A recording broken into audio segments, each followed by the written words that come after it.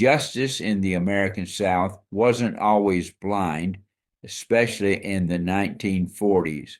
Still, the murder case we're exploring today completely shattered those unwritten rules about who could be held accountable for their crimes. That's fascinating. What made this particular case so groundbreaking? Well, Sam, it centers on the murder of Mary Shotwell in Coweta County, Georgia, where a wealthy, influential man named John Wallace became the prime suspect. What makes it extraordinary is how it challenged the entire social hierarchy of the time. You know, that implicit understanding that certain people were above the law. Hmm. I imagine that pursuing someone of Wallace's status was pretty much unheard of back then. Sam, you got it.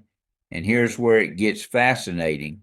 Sheriff Lamar Potts, the lead investigator, faced enormous pressure to back down.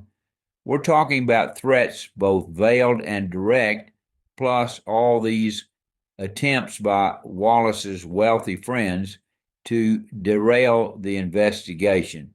So, what made Sheriff Potts different from other law enforcement officials who might have caved to that kind of pressure? You know what's remarkable? He approached the case with this methodical determination that was revolutionary for its time. But, and here's where it gets wild, the investigation took this unexpected turn when they brought in May Haley Lancaster, this local oracle and midwife who had this uncanny ability to uncover truth. Hold up, they had an oracle involved in a murder investigation. How did that even work in a legal context? Well, that's what makes this case so fascinating. Lancaster wasn't just any fortune teller, she was this respected figure who straddled the line between traditional wisdom and practical knowledge. She had helped solve other cases before, and her testimony became this powerful symbol of how the community was trying to reconcile old ways with modern justice. The blend of traditional beliefs and modern law enforcement must have created some interesting dynamics in the courtroom. Oh my goodness, yes. Like, imagine this scene. You've got these Yale educated defense attorneys trying to cross examine a local oracle who's speaking in riddles, but somehow making more sense than anyone else in the room. It highlighted how these rural communities were navigating this massive cultural transition. That must have been quite a spectacle for the local media to cover. Unprecedented. The media coverage became a battleground between Wallace's supporters, who owned several local papers, and these smaller outlets that saw the case as a chance to push for equal justice. And get this, some of the coverage from that time shows how Wallace's supporters tried to paint him as the victim of a witch hunt. Looking back now, what do you think was the most significant impact of this case on Southern justice? Well, it's like this case became this perfect storm that challenged everything about how justice worked in the South.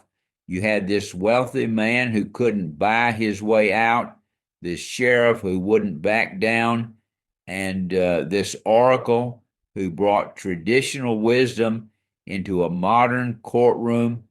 It showed that change was possible, even in the most entrenched systems. That's quite a legacy for what started as a local murder case.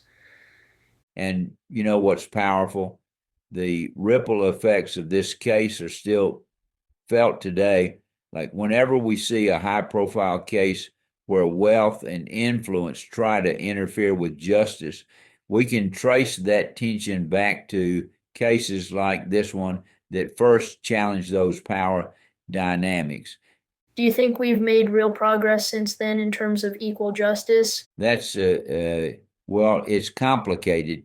We've made strides since the 1940s, but some of the same challenges persist. The difference is that now, thanks to cases like this one, we at least have a precedent for standing up to power and privilege in the pursuit of justice. Sounds like we're still learning from this case decades later. You know what they say? Those who don't learn from history are doomed to repeat it. In this case, it's a masterclass in how justice requires courage at every level, from law enforcement willing to challenge power, to witnesses brave enough to testify, to community members willing to question their assumptions